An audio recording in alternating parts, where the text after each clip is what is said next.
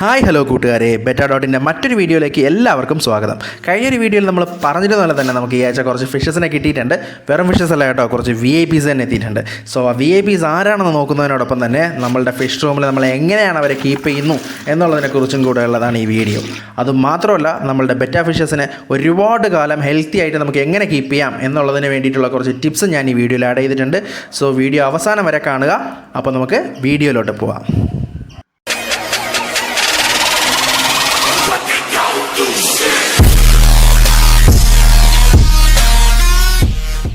നമ്മളുടെ VIPസിനെ പരിചയപ്പെടുന്നതിന് മുന്നേ തന്നെ നമുക്ക് നമ്മളുടെ ഫിഷ് റൂമിൽ കീപ്പ് ചെയ്യാനായിട്ട് കുറച്ച് സാധനങ്ങളുടെ ആവശ്യമുണ്ട്.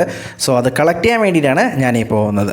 ഹോബിയിലുള്ള മിക്കവർക്കും അറിയാമെന്നുള്ളൊരു സംഭവമാണ് നമ്മളെ ഇന്ത്യൻ ആൽമണ്ട് ലീഫ് ഹോബിയിൽ എത്രത്തോളം ഇമ്പോർട്ടൻ്റ് ആയിട്ടുള്ളൊരു കാര്യമാണെന്ന്. അപ്പോൾ അവർക്ക് പകരമായിട്ട് ഞാനിവിടെ യൂസ് ചെയ്യുന്നത് നമ്മളുടെ പേരക്കയുടെ ഇലകളാണ്. ഈ കാണുന്നത് ഒരു പേരമരമാണ്. ഇതിൻ്റെ ചോട്ടിൽ നിന്ന് ഞാൻ കുറച്ച് ഉണങ്ങിയ പേരക്കയുടെ ഇലകൾ കളക്ട് ചെയ്യുന്നുണ്ട്. ഇതെന്തിനാണെന്നുള്ളത് ഞാൻ പറഞ്ഞുതരാം. നമ്മളുടെ ആൽമണ്ട് ലീഫിൽ ഉള്ളതുപോലെ തന്നെ മുഖ്യ മരങ്ങളിലും അതിൻ്റെ തടിയിലും ഇലകളിലൊക്കെ ഈ ടാനിൻ എന്നുള്ളൊരു സബ്സ്റ്റൻസ് ഉണ്ട്. ഈ ടാനിനാണ് നമ്മളുടെ വെള്ളത്തിന് ഈ ആൽമണ്ട് ലീഫ് ഇടാൻ നേരത്തെ ഒരു ബ്രൗണിഷ് ടിൻറ്റ് തരുന്നത്. ഈ ടാനിൻ എന്നുള്ള സംഭവമാണ്.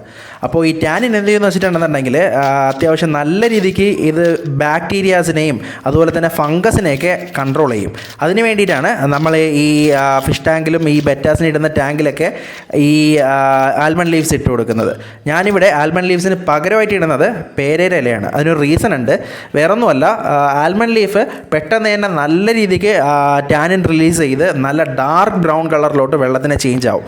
അപ്പോൾ അതുകൊണ്ട് തന്നെ ഈ ഫിഷിൻ്റെ വിസിബിലിറ്റി നമുക്ക് അത്യാവശ്യം കുറയും. രണ്ടാമത്തെ കാര്യം എന്ന് പറഞ്ഞിട്ടുണ്ടെന്നുണ്ടെങ്കിൽ ഈ ആൽമണ്ട് ലീഫ് പെട്ടെന്ന് തന്നെ ചീഞ്ഞ് പോകാനായിട്ടുള്ളൊരു സാധ്യതയുണ്ട്. അപ്പോൾ ഈ രണ്ട് ഇഷ്യൂസും നമുക്ക് പേരയിലയിലില്ല. വളരെ മൈൽഡായിട്ട് മാത്രമേ പേരയിലയിൽ നമുക്ക് ടാനിൻ റിലീസ് ചെയ്യുന്നുള്ളൂ. അതുപോലെ തന്നെ ഇത് അത്ര പെട്ടെന്ന് ചീഞ്ഞും പോകത്തില്ല. അപ്പോൾ ഒരുപാട് കാലം നമ്മളുടെ ടാങ്കിനകത്ത് ഇതുണ്ടാവും. നമ്മളുടെ ഫിഷസിനും അത്യാവശ്യം നല്ലൊരു ഹൈഡിങ് സ്പോട്ടായിട്ട് ഇത് വർക്കാവും. ഈ പേരയിലയിൽ അത്യാവശ്യം നല്ല രീതിക്ക് പൊടിയും ചെളിയൊക്കെ ഉണ്ട്. അപ്പോൾ ഞാനത് നല്ല രീതിക്ക് തന്നെ ഒന്ന് കഴുകി എടുക്കുന്നുണ്ട്. അപ്പോൾ യൂസ് ചെയ്യുന്നതിന് മുന്നേ നല്ല രീതിക്ക് ഒന്ന് വാഷ് ചെയ്ത് എടുക്കുക. അപ്പോൾ ഞാനിത് നല്ല രീതിക്ക് വാഷ് ചെയ്ത് മാറ്റി വെക്കുന്നുണ്ട്.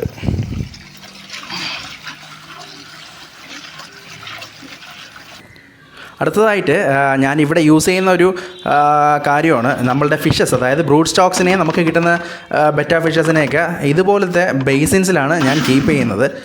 നമ്മൾ പൊതുവേ മുഖ്യമുള്ളവരും ചെയ്യുന്നൊരു മിസ്റ്റേക്ക് തന്നെയാണ്. നമ്മൾ ഈ ചെറിയ കണ്ടെയ്നേഴ്സിലും ചെറിയ കുപ്പികളിലും അതേപോലത്തെ ചെറിയ ചെറിയ മുട്ടായി കുപ്പികളിലൊക്കെ നമ്മളുടെ ഫിഷസിനെ നമ്മൾ കീപ്പ് ചെയ്യും. അതായത് പ്രത്യേകിച്ച് ബെറ്റ ഫിഷിനെ നമ്മൾ കീപ്പ് ചെയ്യും. നമുക്കെല്ലാവർക്കും ഒരു ധാരണയുണ്ട്, ബെറ്റ ഫിഷിന് ഇത്രയും സ്ഥലം മതി, ഇതിലവർ സർവൈവ് ആയിക്കോളും എന്നുള്ളൊരു ധാരണയുണ്ട്. ശരിയാണ്. നമ്മൾ അത്യാവശ്യം നല്ല രീതിക്ക് ബ്രീഡൊക്കെ ചെയ്ത് നമുക്കൊരു 500-600 കുഞ്ഞുങ്ങളൊക്കെ കിട്ടി. അപ്പോൾ അവരെ ഗ്രൂം ചെയ്യാൻ നേരത്തെ നമുക്ക് വേറെ മാർഗ്ഗമില്ലാതെ നമ്മൾ ചെറിയ ചെറിയ കുപ്പികളിലും കാര്യങ്ങളിലൊക്കെ നമ്മൾ ഇട്ട് വയ്ക്കാറുണ്ട്. അപ്പോൾ അവർക്ക് ഈ 600 കുഞ്ഞുങ്ങൾക്കൊക്കെ ഇതുപോലത്തെ ബേസിൻ പ്രൊവൈഡ് ചെയ്യുക എന്നുള്ളത് അത്യാവശ്യം ഇമ്പോസിബിൾ ആയിട്ടുള്ളൊരു കാര്യം തന്നെയാണ്. സോ നമുക്ക് നമ്മളുടെ ബ്രൂഡ് സ്റ്റോക്സ്, അല്ലെങ്കിൽ നമ്മളിപ്പോൾ ഒരു ഹോബിക്ക് ഒരു ഫിഷിനെയൊക്കെ വീട്ടിൽ വാങ്ങിച്ച് വളർത്തുന്ന ഒരാളാണെന്നുണ്ടെങ്കിൽ അത്യാവശ്യം ഒരു 1 ഫീറ്റിൻ്റെ ടാങ്കോ അല്ലെന്നുണ്ടെങ്കിൽ അതല്ലാന്നുണ്ടെങ്കിൽ ഇതുപോലത്തെ ഒരു ബേസിനോ കീപ്പ് ചെയ്ത് അതിൽ നമ്മളുടെ ഫിഷിനെ കീപ്പ് ചെയ്യുന്നത് കുറച്ചുകൂടെ ബെറ്റർ ആയിരിക്കും. അവർ കുറച്ചുകൂടെ ഹെൽത്തി ആയിരിക്കും, കുറച്ചുകൂടെ സ്ട്രെസ് ഫ്രീ ആയിരിക്കും. ഇപ്പോൾ ഇങ്ങനെ ചെയ്യുന്നതുകൊണ്ടുള്ള ഒരു ബെനിഫിറ്റ് എന്ന് പറഞ്ഞിട്ടുണ്ടെന്നുണ്ടെങ്കിൽ നമ്മളവരെ ബ്രീഡ് ചെയ്യാൻ നേരത്ത് അത്യാവശ്യം നല്ല റിസൾട്ട് തന്നെ നമുക്കിവിടെ കിട്ടുന്നുണ്ട്. അപ്പോൾ നിങ്ങളും ഇനി ഫിഷസിനെ കീപ്പ് ചെയ്യാൻ നേരത്ത്, അതായത് നിങ്ങളുടെ പാരൻറ്റ് സ്റ്റോക്കിനെ കീപ്പ് ചെയ്യാൻ നേരത്ത് ഇതുപോലെ ചെയ്യാനായിട്ട് ശ്രദ്ധിക്കുക. ഇനി അടുത്തതായിട്ട് നമ്മളുടെ VIPs ഈ കിടക്കുന്നതാണ്.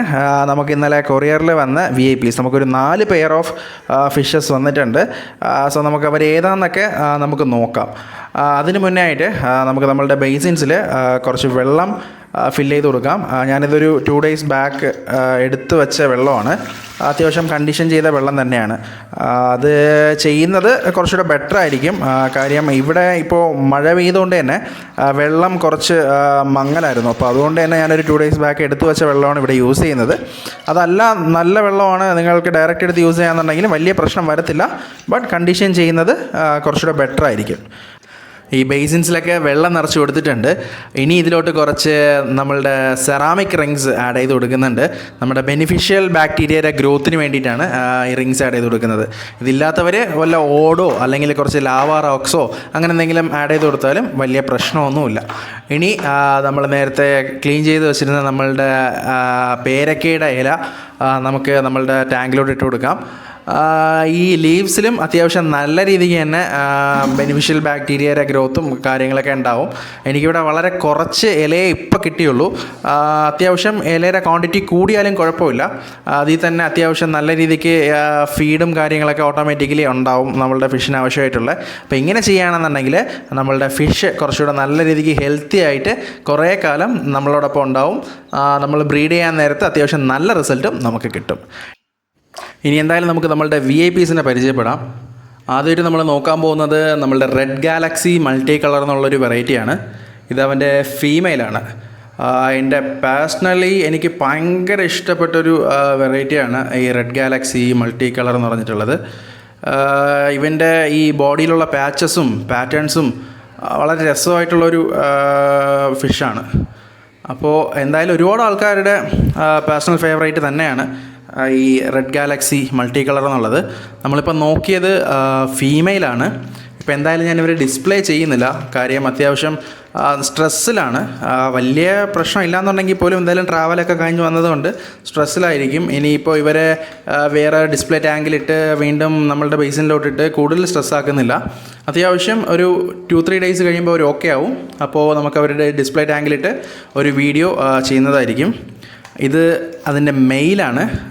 നമുക്ക് നോക്കാം എങ്ങനെയുണ്ടെന്നുള്ളത്.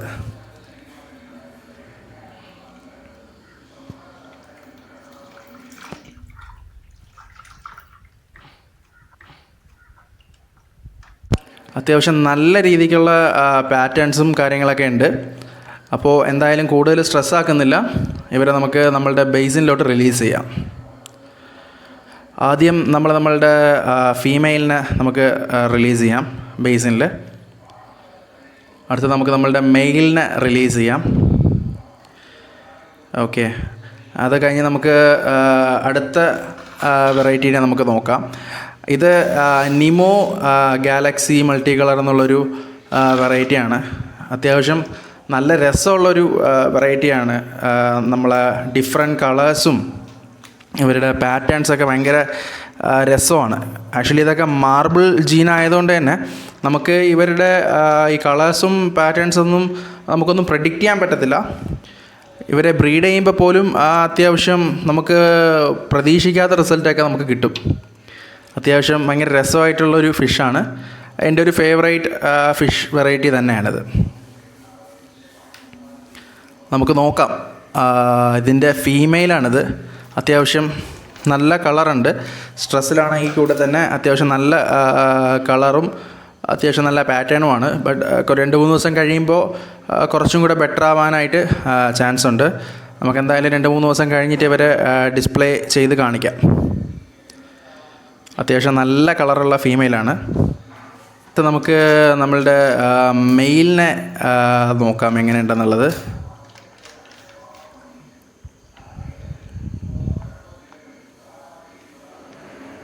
അത്യാവശ്യം നല്ല സൈസുള്ള മെയിലും ഫീമെയിലുമാണ്.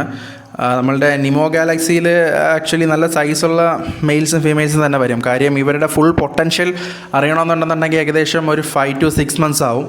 അപ്പോൾ അത്യാവശ്യം നല്ല വലിപ്പമുള്ള ഫീമെയിൽസ് തന്നെയായിരിക്കും നമുക്ക് കിട്ടുന്നത്. നമുക്ക് വാങ്ങിക്കുമ്പോഴൊക്കെ അങ്ങനെയാണ് കിട്ടിയിട്ടുള്ളത്. അത്യാവശ്യം നല്ല കളർഫുള്ളായിട്ടുള്ളൊരു ഫിഷ് തന്നെയാണ്.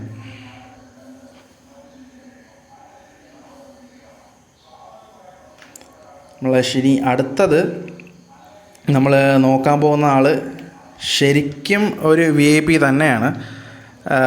ആളിനെ ഒരുപാട് ദിവസം സെർച്ച് ചെയ്ത് ഒരുപാട് ആഗ്രഹിച്ചെടുത്തൊരു ഫിഷ് വെറൈറ്റിയാണ്. വേറെ ആരുമല്ല, നമ്മളുടെ RGG എന്നറിയപ്പെടുന്ന റെഡ് ഗോൾഡ് ഗാലക്സിയാണ്. ആൾ ജുവനൈൽ സൈസാണ്.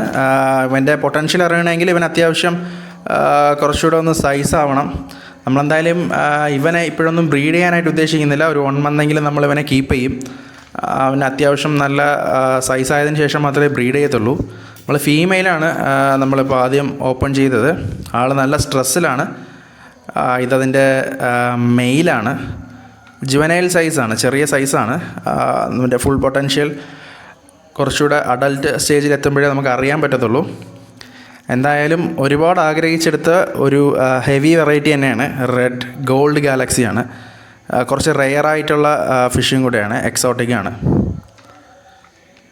അപ്പോൾ എന്തായാലും ഇവരെ നമുക്ക് റിലീസ് ചെയ്യാം.